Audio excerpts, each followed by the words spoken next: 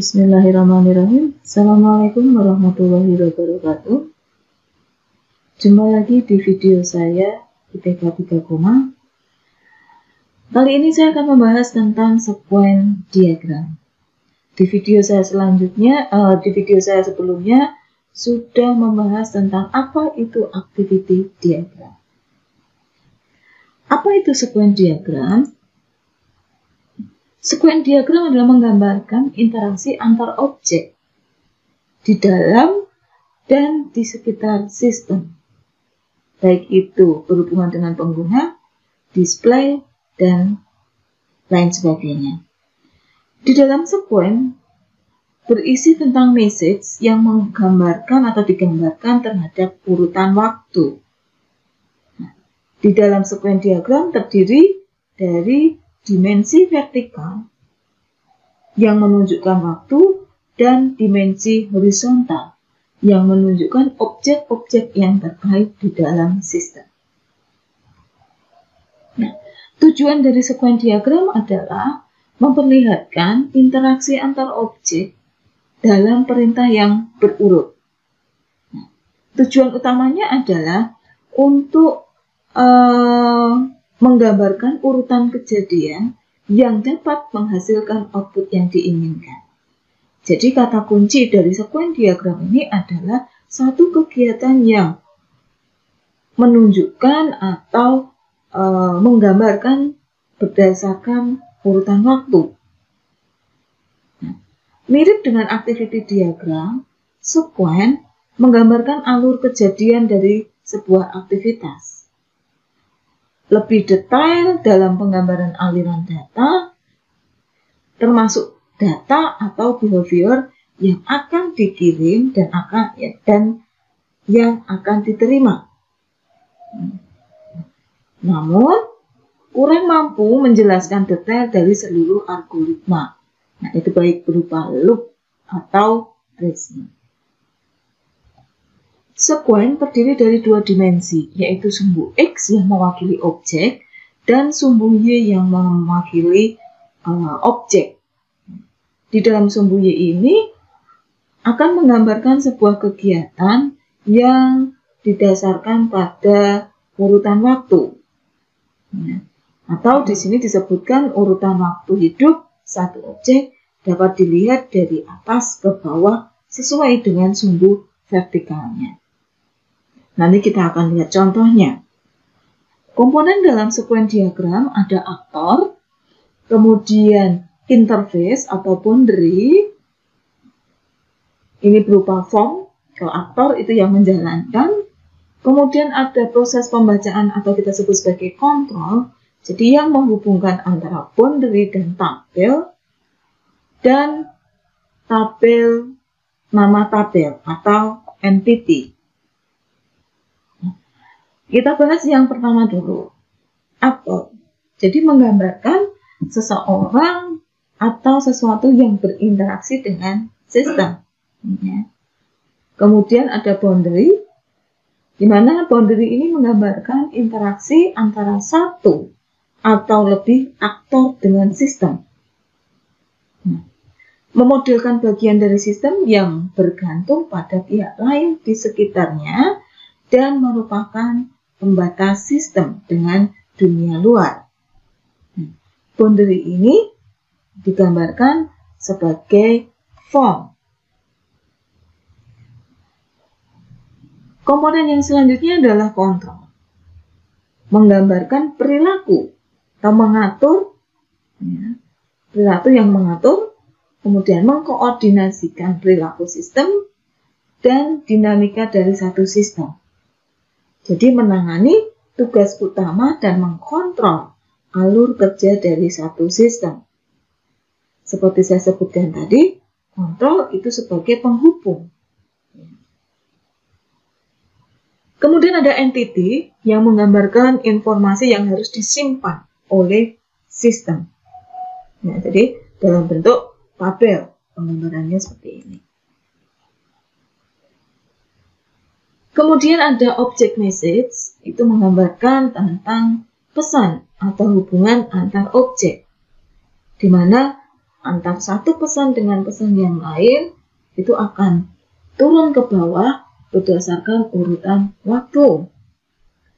Kemudian ada message to self, itu menggambarkan pesan atau hubungan objek itu sendiri. Jadi dia berhubungan dengan objek itu sendiri. Ya. Ada return message menggambarkan pesan atau hubungan antar objek yang menunjukkan urutan kejadian yang terjadi. Kalau return message itu berarti panahnya ke kiri, ya. Jadi menunjukkan pesan respon dari objek tertentu. Kemudian ada lifeline. Eksekusi objek selama sekuen, jadi satu garis, ya, satu garis vertikal yang berfungsi untuk menempatkan message. Ya, baik itu message diterima ataupun message dikirim. Contoh, di sini ada studi kasus sederhana yaitu balita, pendataan balita. Ada satu aktor yaitu Kader Posyandu. Kader Posyandu ini yang berhubungan atau yang memanfaatkan sistem. Ada boundary yaitu form login, ada kontrol, dalam hal ini adalah pencarian data balita, dan ada database balita. Yang pertama, kejadian pertama adalah Kader Posyandu menginputkan identitas ke dalam form login. Kemudian dari form login akan melakukan pencarian data balita yang di sini melalui kontrol data balita.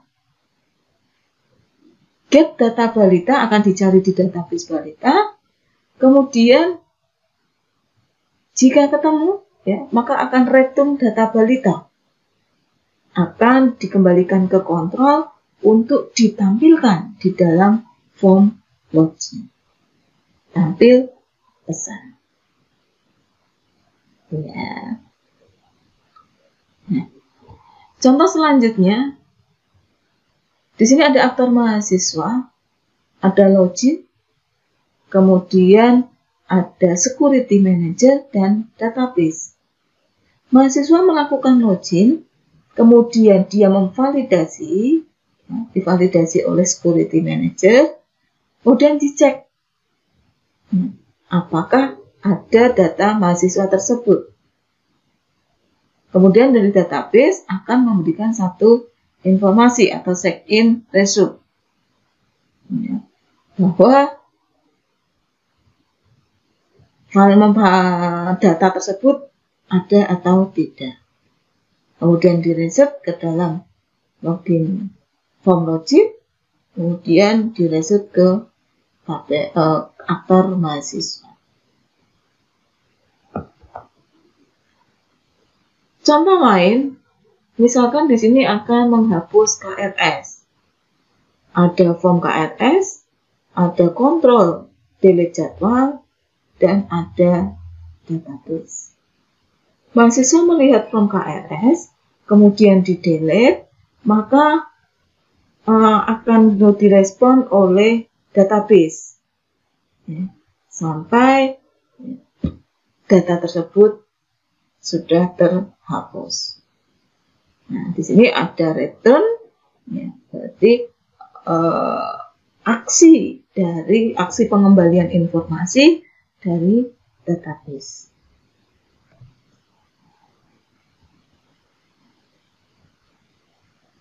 Kemudian ada form contoh lagi untuk sequence diagram.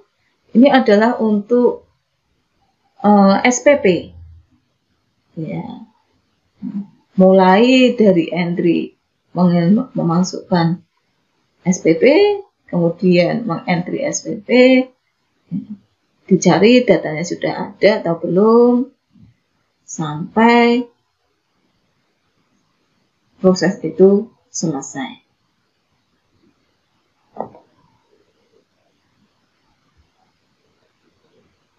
Di dalam sequence diagram ada juga yang namanya looping. Ya. Digambarkan dengan sebuah frame dengan label loop dan sebuah kalimat yang mengindikasikan bahwa ia adalah kegiatan perulangan. Nah, dicontohkan di sini adalah ada satu frame khusus, tulisannya adalah loop. Jadi kejadian ini atau kegiatan ini itu akan berulang. Gitu ya. Misalkan saja akan menginputkan data pembelian. Ketika kita di kasir, untuk data pembeliannya tidak hanya satu, ya, tetapi akan memasukkan banyak data. Nah, selama kegiatan memasukkan data pembelian, baik itu kode, kemudian jumlah beli, itu kita berikan frame label loop. Untuk frame di dalam sequence ada beberapa. Yang pertama adalah alt. Ini berupa alternatif, menggambarkan pilihan yang setidaknya ada sebuah proses yang akan dilakukan. Ada ALT, alternatif. Kalau ops atau optional itu menggambarkan pilihan yang bisa diproses, bisa juga tidak. Dan seperti tadi yang dicontohkan adalah loop, menggambarkan tentang perulangan. Contohnya di sini ya, ada partisipan, ada message, ada dua tipe garis dan nama objek. Nah, ini sama dengan tadi yang ada di dalam komponen sequence diagram. Jadi ada dua. Yang pertama menggunakan tadi bulat pembeli kontrol, dan ada juga yang menggunakan objek kelas dengan simbol persegi.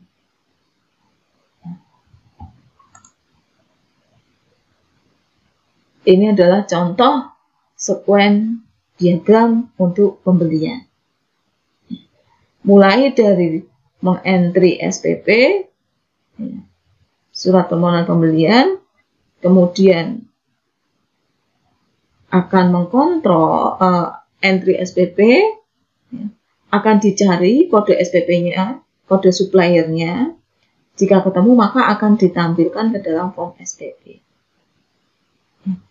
Proses selanjutnya dari kontrol akan mencari kode barang di tabel barang.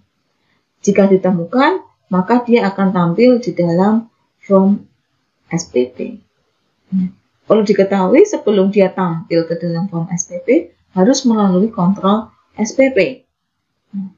Di kontrol ini akan menghitung jumlah dan totalnya.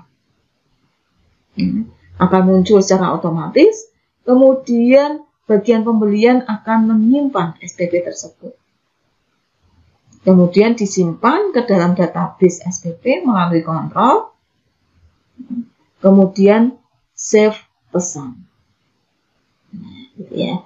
Jadi sebelum ke database harus melalui satu kontrol. Demikian penjelasan saya tentang sequence diagram. Jangan lupa subscribe dan share untuk mengetahui atau update pengetahuan tentang UML. Saya cukupkan sekian. Terima kasih. Wassalamualaikum warahmatullahi wabarakatuh.